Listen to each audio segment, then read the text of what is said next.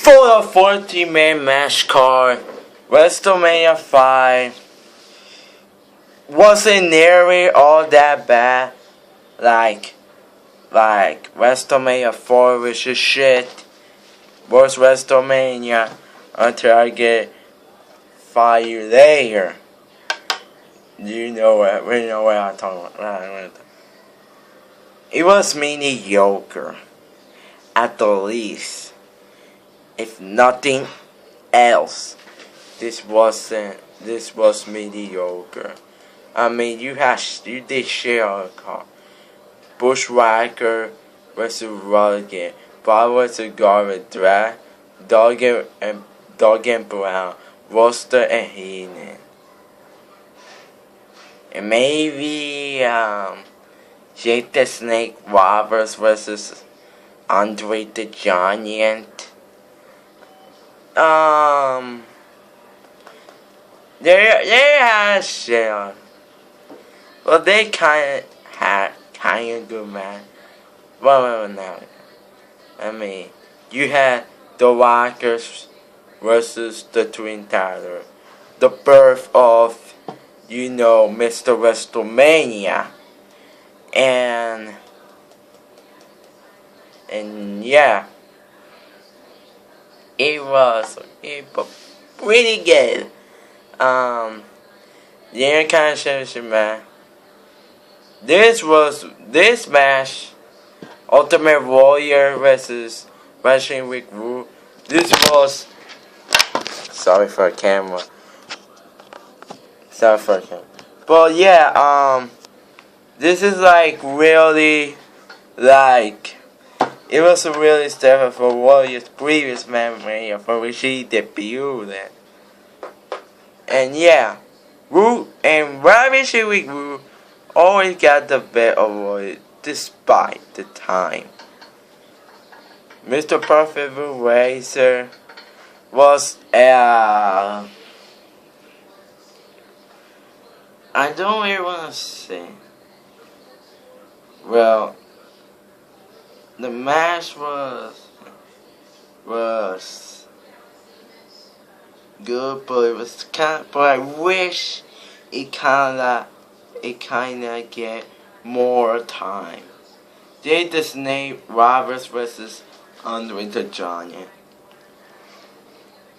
Match wasn't that good, and the finish wasn't great either. Did the Snake Roberts beat Andre the Giant by fucking disqualification? Really? I mean, come on.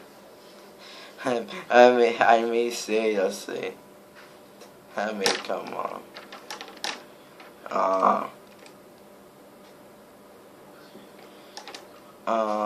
What's others? I mean, Dogger vs. Brown was bad. Heenan was bad. Bruce Ryder was bad. Brian Garvey was bad. Everything else was kind of like medium. They were kind of good, like Ultimate Wrestling Reboot, the Walkers, and the Twin Towers. They were very good. But there's one man that the show was built around.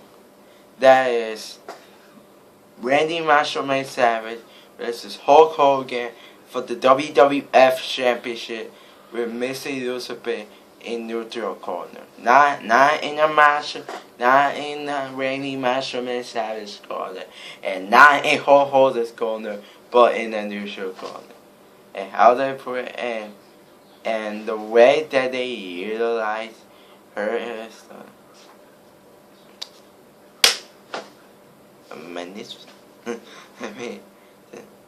this match was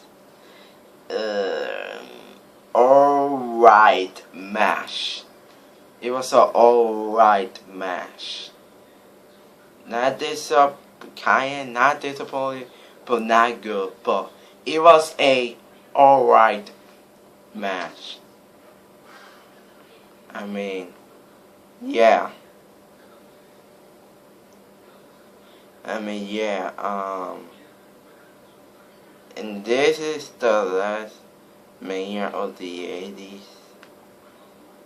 The last, no, yeah, it was the last Mania of the 80s.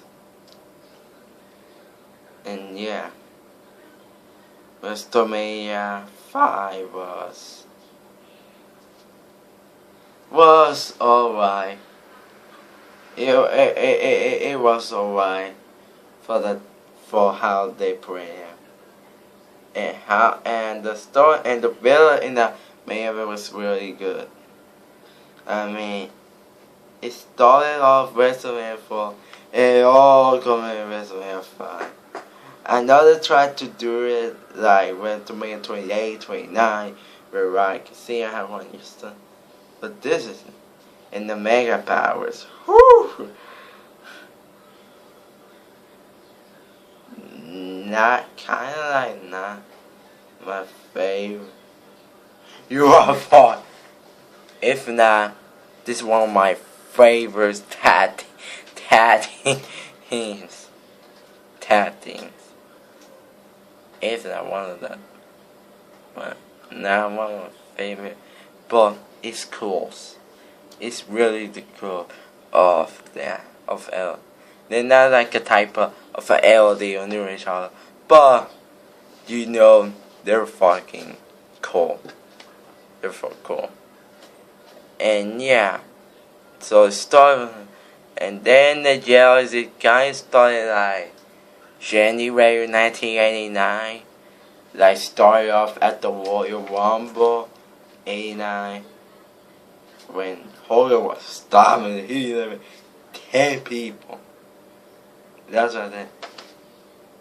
10 damn people. And I cannot believe Hulk Hogan won the match. I mean, I can't believe it. But I was not that angry. And then this Red Breaker started at May have been February of 1989. Hogan and the Mega Power. Hogan said the Mega versus Big Boss Man and Alan King. The Twinning Tower. I know what the name of that. They both, you know.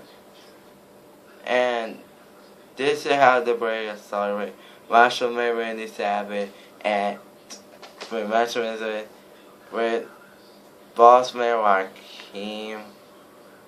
Boss Man Joaquin, I don't even know who to admit to. So yeah, Boss Man or Joaquin throw Mr. Lucifer out the fucking floor. And Elizabeth sold it. He like literally sold it. If you watched the match and you see Savage get 12-4 and actually you would tell Elizabeth sold it. That shit. And then Master Man grabbed her, sent it to the dressing room, not dressing room, emergency room. Yeah, and Hogan was alone, and Master Man came back, and then started to Hogan, and then slap her friend. I love that. Even 25 years later, still lost. Still lost Master Man. This match was over, and that Mania was mediocre. Not as bad as the name Mania talking about WrestleMania 6. Oh, I'm really sorry for this. So, see that at that review.